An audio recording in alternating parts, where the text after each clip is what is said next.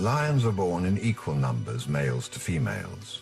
A tumbling mess of small bodies born roughly the same time in a pride, courtesy of the magic of the synchronicity of their mothers' body cycles. Their nurseries of almost same-aged cubs and equal genders make for a very social upbringing.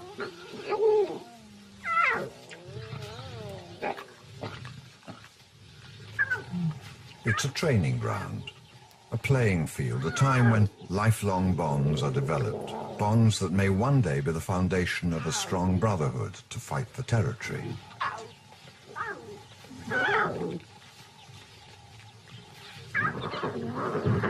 For now, soft mouths bite and gentle paws slap out. At this age, any young male that is more adventurous will attract accidents. A heavy rock may be an innocent toy, but dropping on his tender paw and this young male might just become an early victim. A small male learns here that when someone ambushes you, someone else has your back.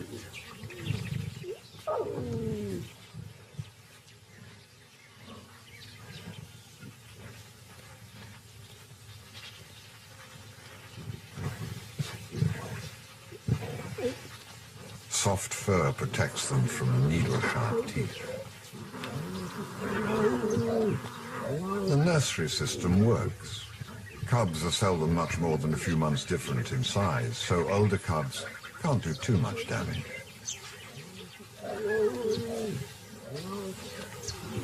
The danger now is that cubs can sometimes get picked on and played to exhaustion. It seems as though mothers have developed a surprising protectiveness to male cubs in particular, perhaps understanding that the odds are already stacked against them.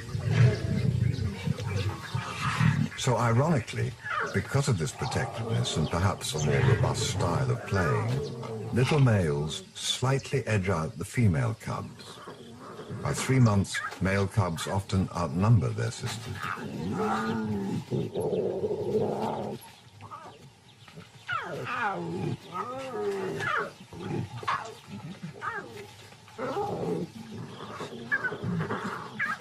It's a male aggression that can well up inside of them at any moment, at any age.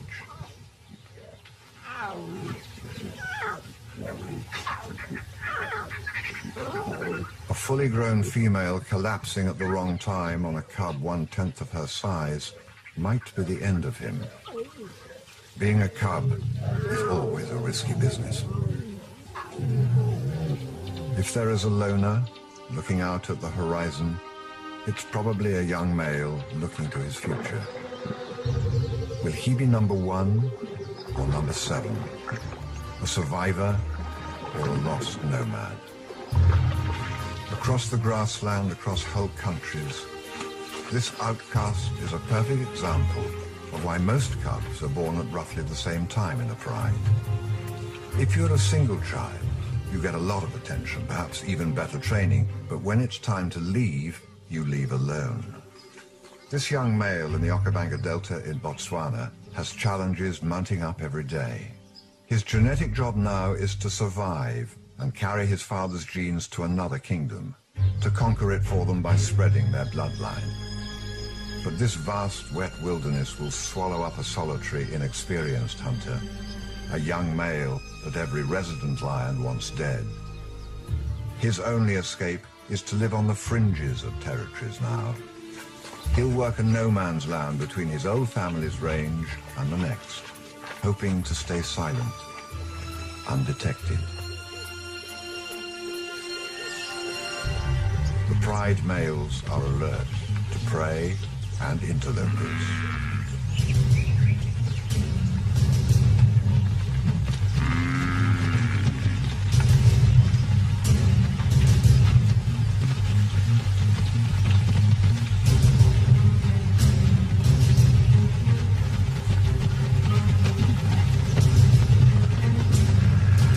Male lions are not well adapted to the hunt. Their manes are territorial flags, not camouflage in the long grass. So when the herd breaks away, the buffalo target the dark-maned male. It's like a deadly hit and run. A sharp thrust into the side punctures a lung.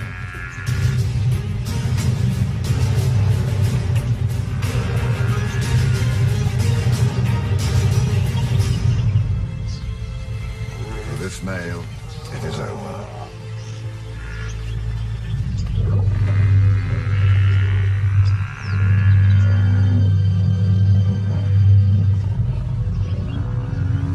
Rages on, its combatants oblivious to the fallen male, and also to the young castaway watching the family he once was a part of. As they chase down and wrestle a buffalo to the ground for a feast at which he would once have been a favored guest, now he can only watch.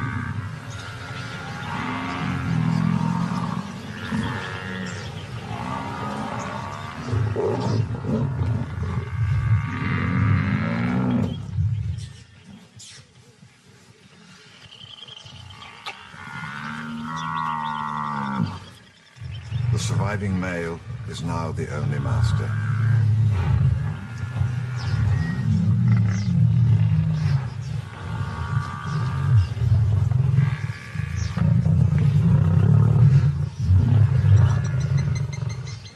This is how the young nomad will eke out his small living. He will wait for the family to cause chaos, and for them to become too engaged in their own more immediate business to take notice of him. The water has always been an uncomfortable place for him. All cats tackle the dark waters with caution. Crocodiles use it as their hunting ground.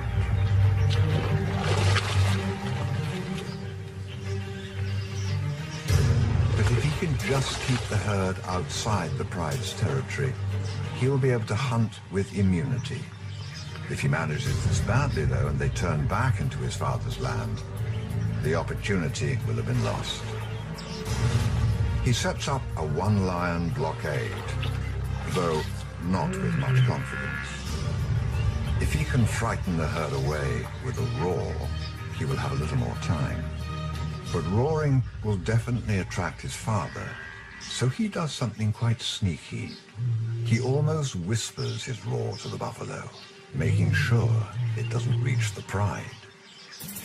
But then, an opportunity he could not have predicted. A buffalo calf was born during the chaotic chase and crossing.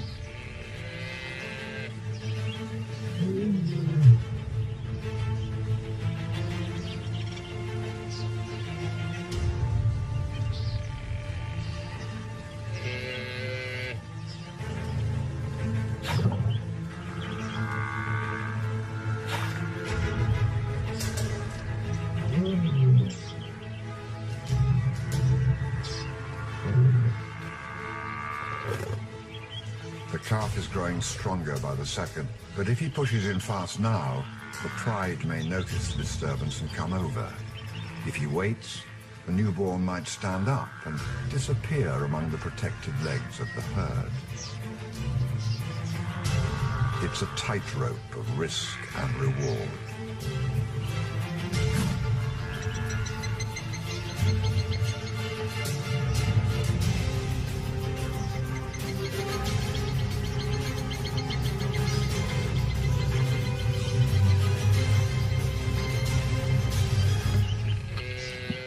It was a game well thought out and executed. Virtually under the nose of his new nemesis, his own father. Buffalo hunting is a skill he might just develop as his speciality. So will this be this young male's future? Condemned to a life of loneliness and high risk? Or will this young cub break away with his siblings when his time comes? Most nomads don't have to leave in ones or twos like the buffalo hunter. Sometimes strong bonds formed by cubs playing make the young females leave with their brothers and cousins as a whole teenager group. It happens suddenly when the regent turns on them, foaming at the mouth and shooting looks of threat and dismissal.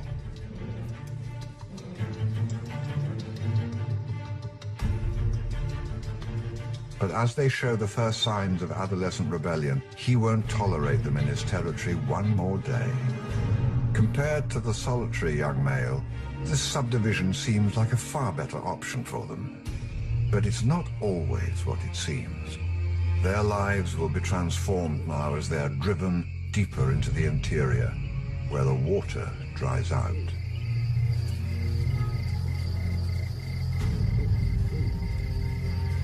Lions lose condition fast. Ironically, their strength in numbers is now their weakness.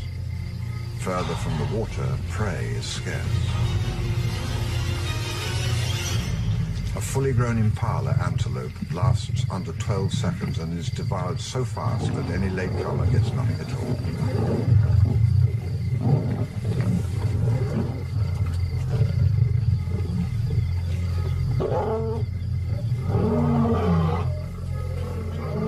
In just one season, they lower their standards and go on the prowl for anything.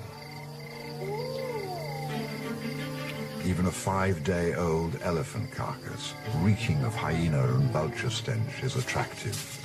Attractive enough. But they can't afford to be fussy now, not tonight, not this close to the fragile fringe of life, where even the writhing mass of maggots are not off-putting to the young lions. They are desperate.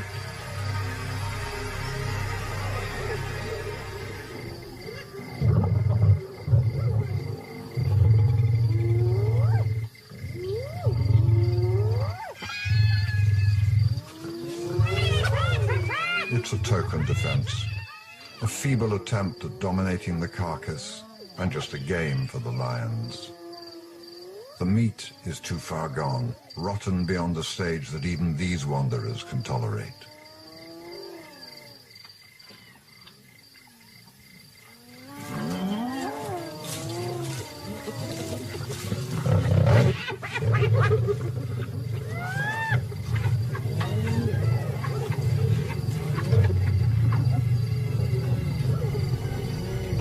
And when finally they leave, the months of fighting over scraps and eating putrid remains wherever they can find them thins down their numbers one by one.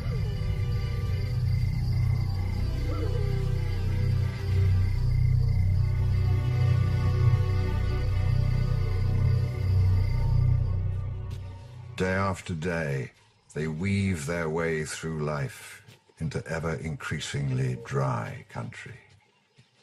Fate cast these youngsters out at just the wrong time of the year for them, into the dry season when the searing heat drains the last moisture from their bodies.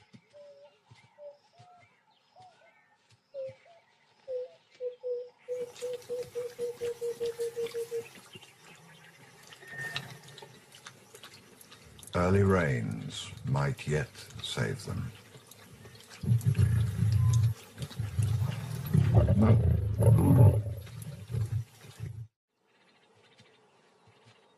Of the original 12 nomads in this group, only 3 will make it through the first season.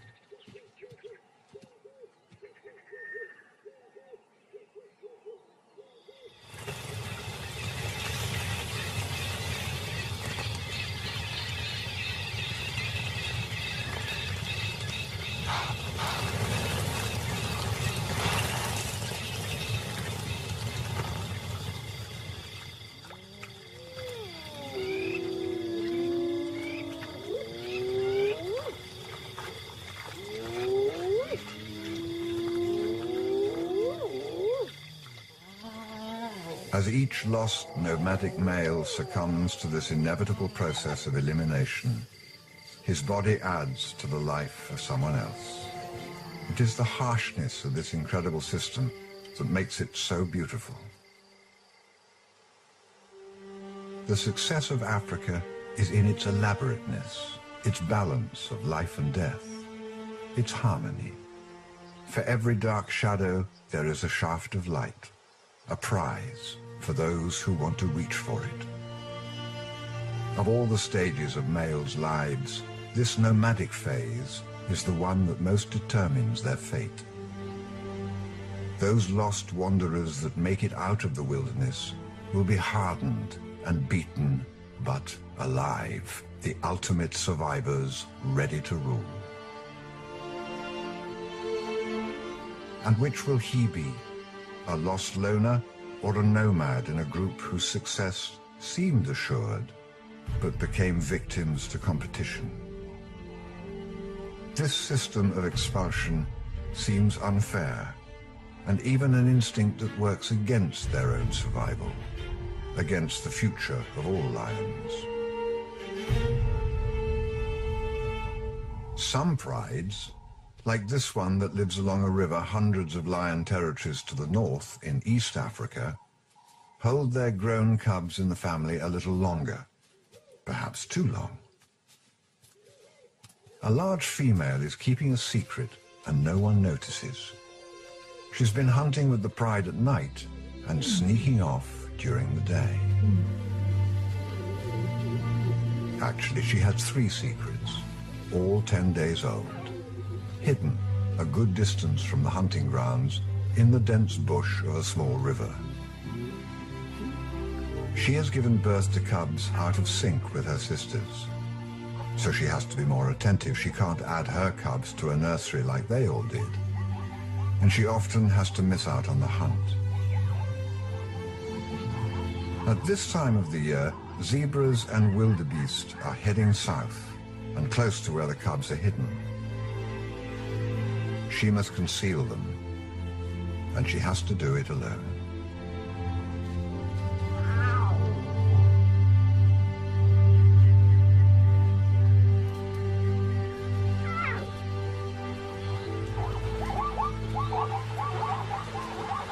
The rivers are always choke points, often causing anxiety for animals that are dependent upon solid footing to make an immediate escape.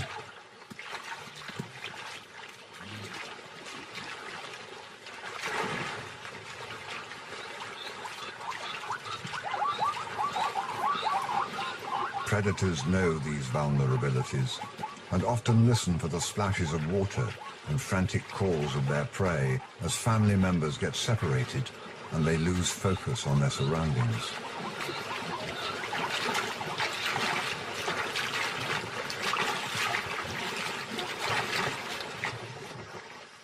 This is a threat and an opportunity. Zebras have sharp hooves and the herds bunch together in a thick bush at these crossings. Cubs would stand no chance at all if they were found.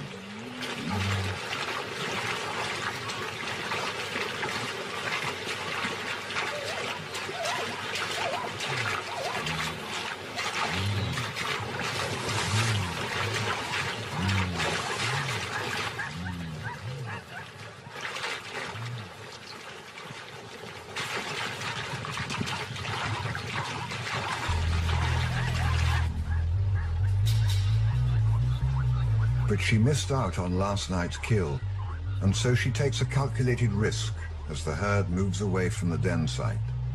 She leaves the cubs and follows it into the dusk.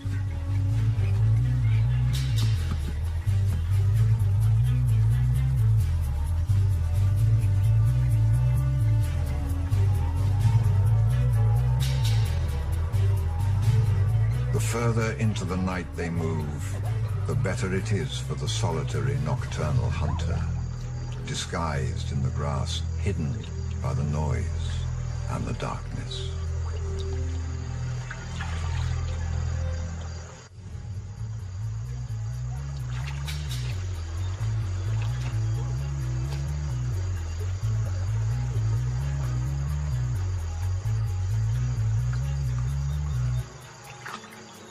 The zebras are alert, but at a disadvantage.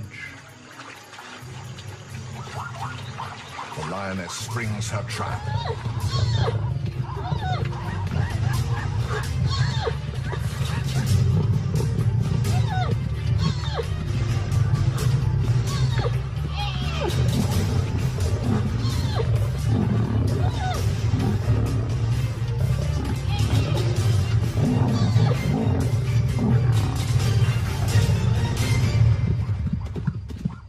Her near success drives her to follow on and hunt into the herd even further and further over the plains, chasing the zebra, testing their strength.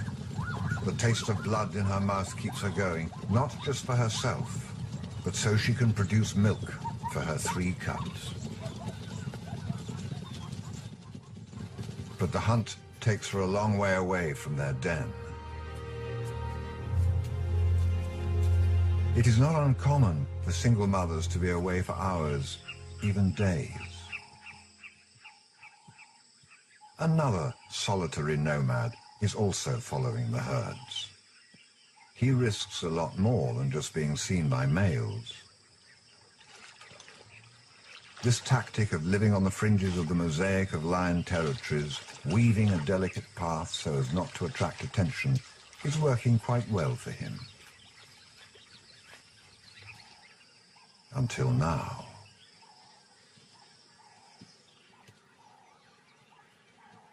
By following the zebras and not paying enough attention, this young male has walked into trouble. The large female's pride from the river. The adolescents are out just spoiling for a fight.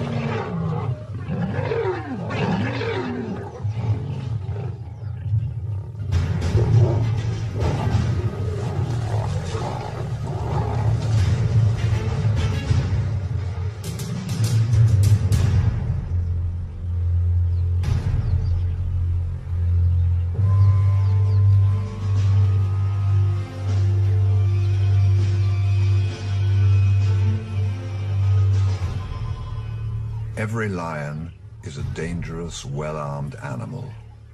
Sometimes it's more effective just to injure your opponent quickly and let him go. A single nomad's vulnerability is that a gashed thigh will lead to infection, forever putting him out of the game. The young males had numbers in their favor and for some reason a free pass to stay a little longer in the pride.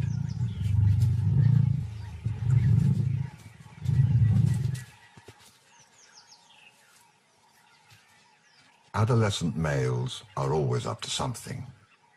The river pride has 7 of them. They spot something in the grass.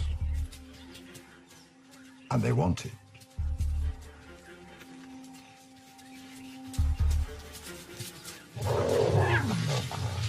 A 10-day-old cub. The cub has strayed from the riverbank while its mother was out hunting zebra. This fragile being, new to the world, has never before seen a fully grown lion other than his benevolent mother. This rough and tumble must be totally confusing.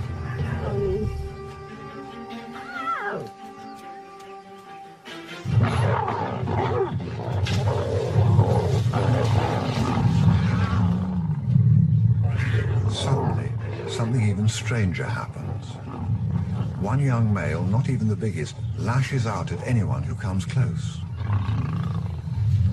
and takes possession of the disorientated cub. Even though he's years older, he approaches the cub with a soft mouth reminiscent of cubs at play, but with a force that is barely restrained.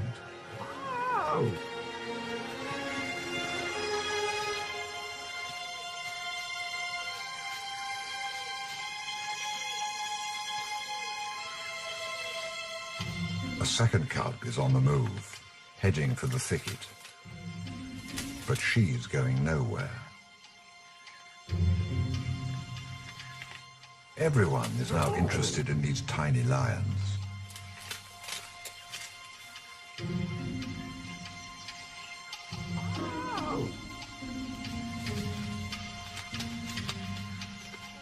Some instinct tells her she needs to escape now.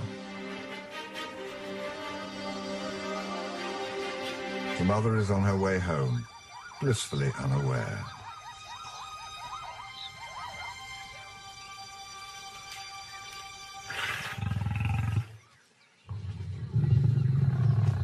The danger now is that the cubs will be crushed by enthusiastic possessiveness. they have a small window of safety. Gentle investigations may risk tiring them out, but while the novelty holds, they might still remain safe until their mother returns.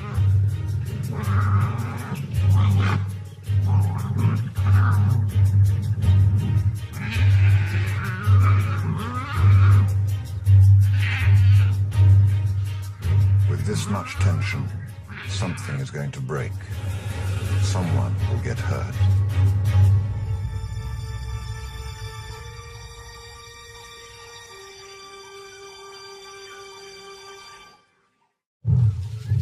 Instead of getting bored with their playthings, the older cousins get even more worked up. The caretaker male fights off anyone who touches his cub and crushes the little body under him.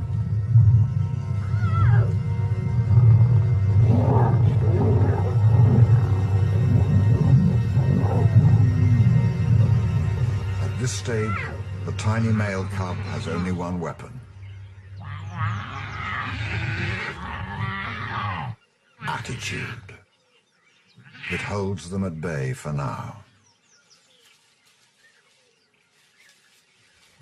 But every desperate attempt at escape is foiled, and slowly both cubs start taking a beating that will sap their strength.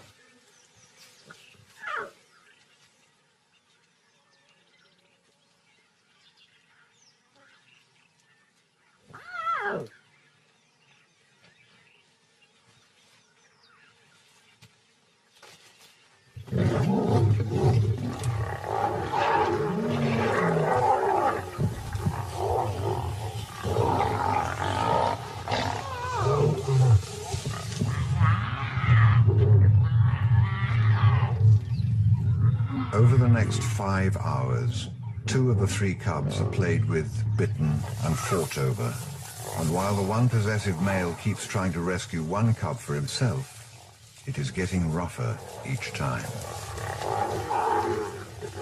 So far, though, possibly because of a thick winter coat of fur, the sharp teeth and claws of the adolescents haven't caused any serious damage to the cubs. She's still a long way off. This constant violence will break the back of their spirit and sap their will to continue. The cousins will have committed infanticide. But then fate selects once again. In their determination to escape, the cubs overshoot their original hiding place straight into the river. It's a fortress of thorns, and the steep bank prevents the males from getting to the cubs. But down below, the weakest just manages to hang on without slipping down into the cold water.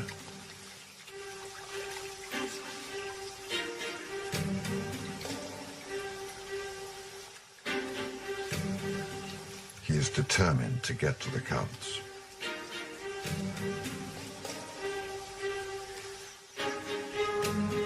Life hangs by a thread.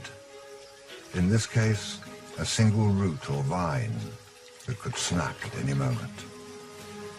Just before stepping on the foliage and breaking that silken vine, the young male hears a commotion. The rest of the lions have discovered the third cub.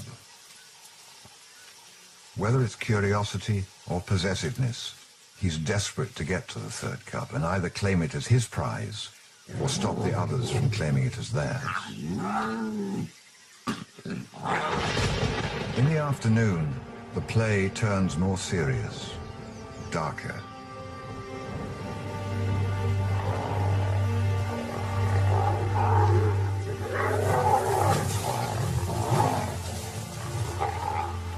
It's had enough. Too many heavy bodies pulled at it from every direction and fought over it for too long.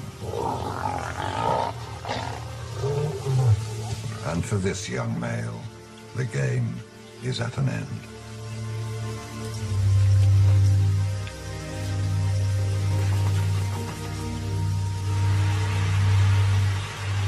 The rain further upstream turns the river cold.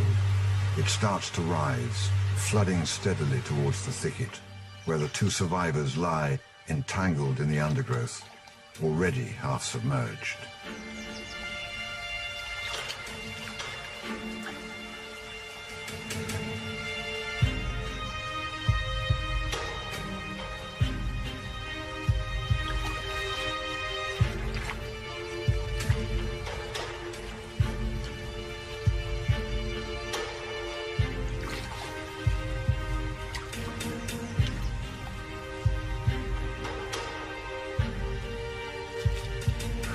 Fear of the rising water forces one cub to drag himself up again, away from one danger, but towards another.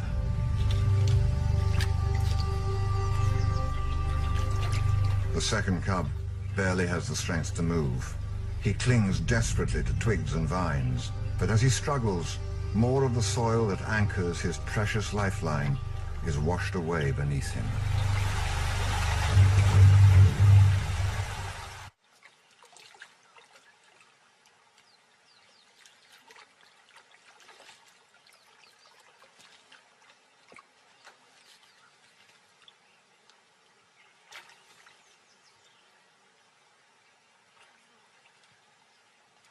The day has taken its toll. She has no energy left.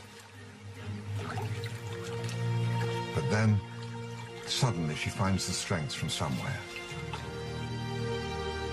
Her mother is back. She must quickly move the one cub she has found to higher ground.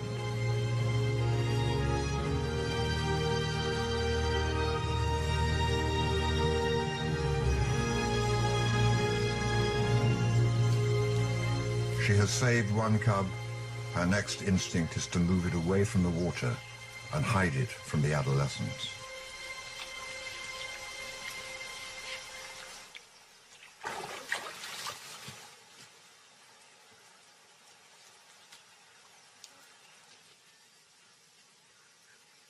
An impossible choice.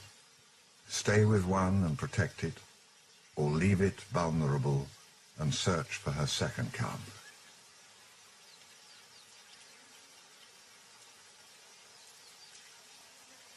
Especially while those males cannibalize one of her cubs right in front of her.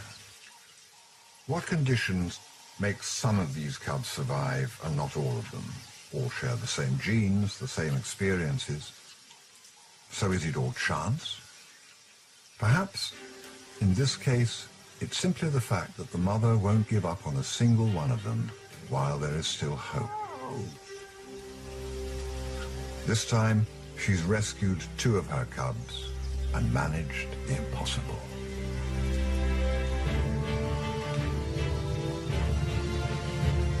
But this is exactly why young males are thrown out of the pride at a certain age. They start to cannibalize the very core of the family itself, its future.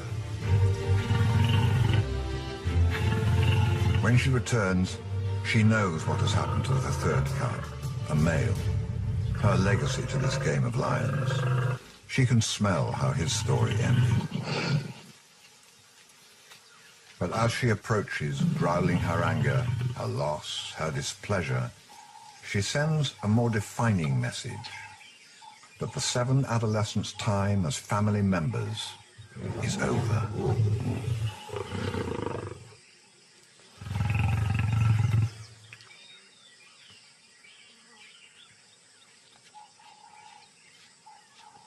It'll take a few weeks from this moment, but ultimately the cousins will be cast out to wander into the backcountry to starve or to sneak into the forgotten corners of their father's territory.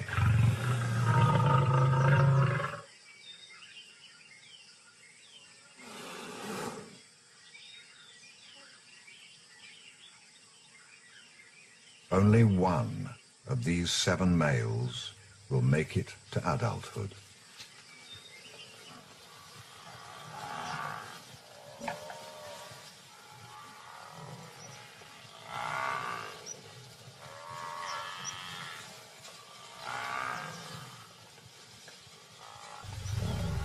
And one day, from the deep swamplands and rivers, the buffalo hunter emerges like the phoenix risen, fortified by his hardships, proven stronger than the others of his generation. He may not be totally confident or dignified as he navigates the tricky reed beds, but he is ready for his final round. He is enticed to an island. It has buffalo and strong residents, a pride and a male. And he's here for both. He will want to take them all by surprise. And there's no better time for surprise than when everyone is busy hunting.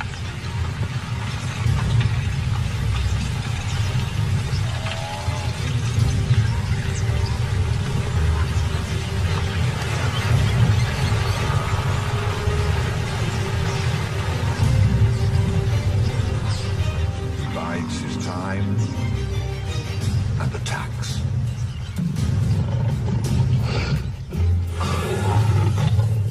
It is the culmination of his lessons. A direct, confident attack. No compassion for his victim.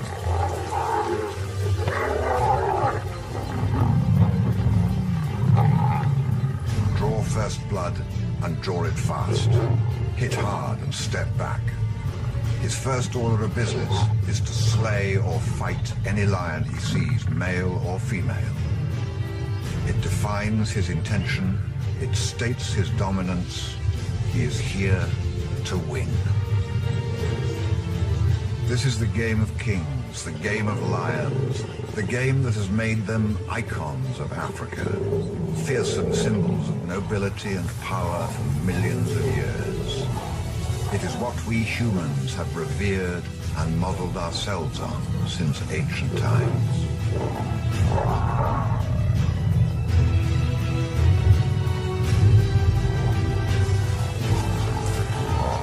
Finally, with the dominance declared and won, the throne claimed, females gathered around him, the game has one final hurdle. This one does not select the weakest, those destined not to make it, but carefully selects the strongest, the biggest, the best. Of the 20,000 lions left in the wild, less than 3,000 are males that make it this far. Each year, 600 of those battle-weary warriors, survivors of this arduous game of kings, are shot for sport and recreation. Today, we have more statues of lions than we have real lions. Unless we change our values very soon, we'll have only these cold, empty eyes to remind us how much we have lost.